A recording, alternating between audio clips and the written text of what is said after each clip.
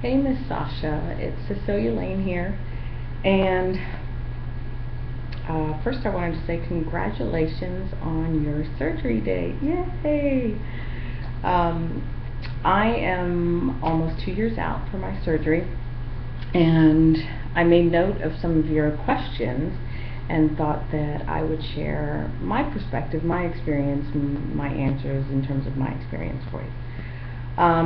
So you had made mention about that everybody has their own particular issues. So for myself, pretty common issue, even if you don't have the surgery, but you are the kind of person that tends to yo-yo in your weight, is gallbladder. So a few months after I had my surgery, my gallbladder did go bad, and I had to go back in for surgery for that. Because that is so common, it's something that they monitor, your medical staff monitors after your surgery. A really good indication that your gallbladder is going bad is if everything makes you sick. If everything makes you nauseous, everything makes you sick. For a while I went through a period where it was like it was a chore to eat because it just was not enjoyable. Everything made me sick. I didn't like anything. I wasn't hungry. And those were some of the signs that my doctor had told me to look out for. So when I started encountering those, they had me do a sonogram or whatever, and they determined that my gallbladder was going bad. So I didn't have to go through any gallstone pain or anything like that because we were looking for it ahead of time. So before I even had those problems, I was able to go ahead and remove that. So that was great, but really common. Some other issues that I have is food getting stuck. So that area in your throat, when they do the surgery on your stomach, it seems to cause the opening between your esophagus and your stomach to, I mean, it makes sense that there's scar tissue there, that it's irritated from the surgery, so it becomes inflamed, and the area, I can't think of the word, but like expands. And so in doing so, that opening is much smaller. So what's very common is that even after your stomach gets bigger and you're able to consume larger amounts of food, the opening is so small it takes a long time for the food to get from your throat to your stomach. Reminds you of like kind of a Coke bottle or something, but extend the top of the Coke bottle. And so all that food piles up there while it's very slowly getting filtered in. It's like an hourglass, that kind of thing. So, you can pile that sand in at the top, and even though the stomach area is not full, you're filled up in your esophagus area. And it takes a long time, much longer, for the food to go down from your esophagus to your stomach than it does from the food to go from your mouth into your esophagus. And what happens a lot of time with that, and if pieces are too big, they won't go down. In either scenario, you're going to, in lap band, they call it productive burping. I don't know what it's called for people who've had a sleeve or vertical or the other different gastric bypass and things like that. But I just always call it regurgitation. Like, I can literally regurgitate. So I guess that would be issue number 3 for me. Not only does food get stuck for me, but I can regurgitate very easily. It's very easy for me to vomit now, and I used to be the kind of person that I would be miserable for hours before I could actually vomit. And now, if it bothers me, even if it hasn't gotten down in my stomach, it's just sitting in my esophagus. That's the easiest one. I can literally just lean over the toilet and kind of work my muscles just a little, or even not at all, and it just comes right back out. So I know that's kind of gross, but this is something you would definitely be dealing with. I don't know anybody who does not regurgitate. And I don't care how far out you are, I'm thinking that it could still happen because it's still easy to top off. Even 2 or 3 or 4 or 10 years out, your stomach still isn't going to be the same size, and that opening between your esophagus and stomach is going to be smaller. So it's very easy to overeat. In other words, overfill that esophagus area and end up topping off. And it's still easy, I think it would always be easy too, to not chew your food quite enough and every once in a while I'll get a food piece that ends up too big to make it through that opening, and so again you end up having to regurgitate. My last and fourth issue is, which I understand is very common, is a sensitivity to dairy foods that are high in fat and or high in sugar. The worst is the combination of foods that are also high in fat and high in sugar at the same time. And then dairy in general is very difficult for me to deal with. So usually in the form of ice cream, which is very high in fat and very high in sugar. So even to this day, I really don't eat much ice cream at all, and eating any significant amount is going to definitely cause me to get sick. What does it feel like to feel full? Okay, so that changes over time, but when I first had my surgery and I was drinking the water,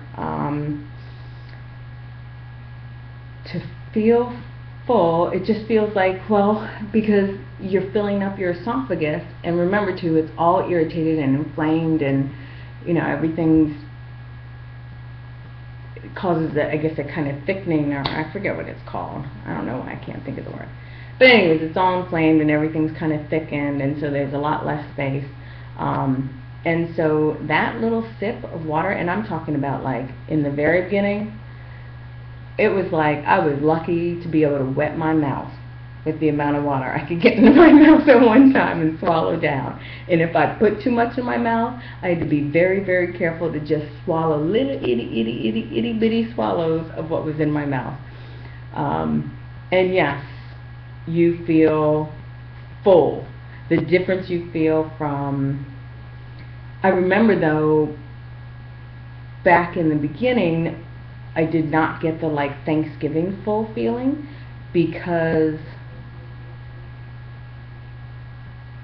I guess because my stomach was still so small, it wasn't pressing on any of my other organs inside, when I overfill it, because it was so tiny, and the foods that I was eating, weren't really dense or anything, and so the full feeling was definitely not Thanksgiving full, but it's this full that says, I'm just not hungry anymore. I don't want any more. I'm filled up, and I don't know if there's even any adequate way to describe it. But it's not Thanksgiving full. That does happen to me now. I do get the Thanksgiving full now, and the feeling like if I eat one more bite, I'm going to throw up. And I don't like being full now. Whereas before my surgery, it didn't really bother me. You get miserable and stuff, but it didn't bother me that much. Now, I hate it. I hate to be really, really full. And now, when I get too full like that, I will get nauseous, and I just want to hurry up and get it out. I want to just get rid of it, because it just feels too uncomfortable. And I guess a lot of that is because of the topping off, because generally if I'm full like that, then a big part of that is going to be that my esophagus is overfilled. Amount of food, well, I guess before I get into that, I'll talk about hunger. So you said about hunger, and you're afraid that like after the surgery you're going to be hungry but not able to eat. So because they cut out that part of your stomach that does the hunger, and that lack of hunger lasts probably 8 months to a year before you like get hungry like how you used to be, where you're like craving something. You don't really start craving anything until like somewhere between 8 and 12 months, and you don't really get hungry until maybe like 3 to 4 months, something like that.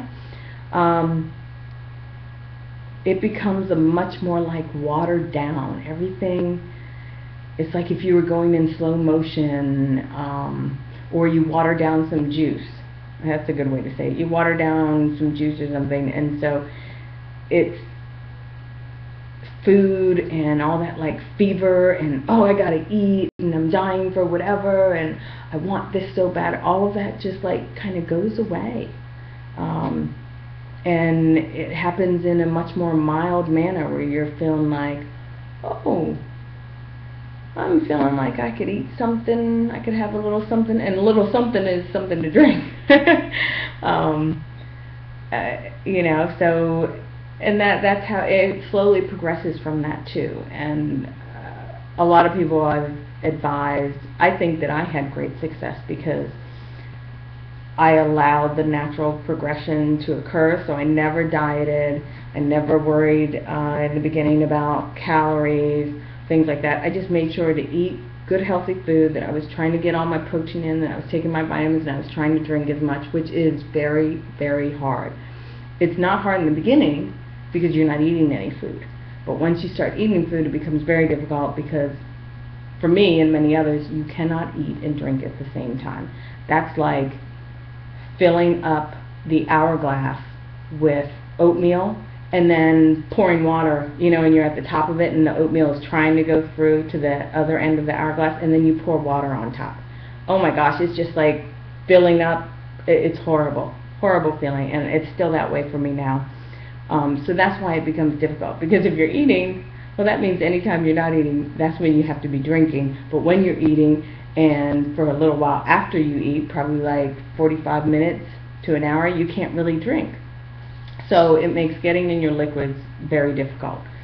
But as far as hunger goes, the hunger progresses very slowly, naturally. That whole like benefit that you get from cutting out, it does go away, or it does go away and you start getting hungry again. I'm not sure exactly the same degree, I'm not sure exactly, because I don't crave the same, but then again, I'm only 2 years out, so 2 years out, I still don't crave the same level that I did before. I'm not as hungry as I was before, although I get hungry more often, because I think that's because of the small meals. So I can eat, I get hungry like 6 to 8 times a day. I'm ready to eat something else, very small amount of something else, but I'm ready for something else. So the hunger, it becomes, and it's going to feel really weird, but you're going to realize you feel nothing. You feel no hunger, no desire to eat, and it's not going to bother you. I know that sounds crazy. It doesn't even make sense, but it's true, and that's what happens. Shakes, you know, my doctor said do it with water, mix them with water. I always drank mine with skim milk. He said something about, you know, do water because of the calories. Good Lord, you're only consuming like 300-400 calories a day in the beginning. Like, who in the heck wants to go down to, and that was with the skim milk. So without it, you're consuming what, like 100? I don't know. Like the first couple of months, it was hard for me to top off like 600-700 calories in a day. So I'm not sure that that's. I would do some milk. Now the almond milk, I'm thinking that's going to be way too heavy for your stomach, but it may actually work. For me, that would have been too heavy. The skim milk is really nice because it gives the shake, I don't know, a kind of shaky texture and feel, and a little milder, you know, heaviness than, say, water, and yet skim milk is obviously not nearly as heavy as whole milk. And I think, you know, lactose-free lactate skim milk would be a great one. And then changes, yes, it's going to be a very exciting road. So much is going to change, how you feel about yourself, how you see yourself, and then how others see you, how you interact with people, what you can do. Get ready to spend a ridiculous amount of money on your wardrobe, and also get ready to be disappointed with the fact that though you go down, you're going to have some skin issues, you know, and it causes, and people say I look great, and I'm on the luckier side that my skin elasticity is very high, and yet even so, like, I have wrinkles on my knees, and there are other areas that, you know, I don't have to expose to others, but, you know, like my bottom is just, oh, it's so sad, it's so sad, but you end up having to accept that this is the new body that you have, and that's why a lot of people end up having surgery afterwards, because it becomes very difficult to accept this new body, because the dream that we had was that we would be skinny. And while we're fat, we're thinking, oh, it's a totally worthwhile trade-off, but then you get to the part where you're actually living the skinny with the extra skin and stuff, and it can be very difficult, very difficult. So you have to be willing to accept and love yourself, you know, whatever way your body decides to end up at, wherever it ends up deciding to stop. So my biggest advice is that you definitely get some kind of mental support, and I'm talking about going to psychiatrists, psychologists to help you deal with the transition and the changes. It's going to impact your relationships with your friends, your husband, your kids, everything. So it's great to have somebody to talk to about these things. Alright, I spent a whole lot of time responding to your video, which was nice and short and sweet, and mine was way long. But I hope that some of the things I've said will help. And any other questions you have, please feel free to ask. And again, congratulations, you'll do fabulous. And I'm really excited for you. I will be praying for you, and I can't wait to see your videos after surgery and listen to your progress. So I know you're going to do great. Thanks.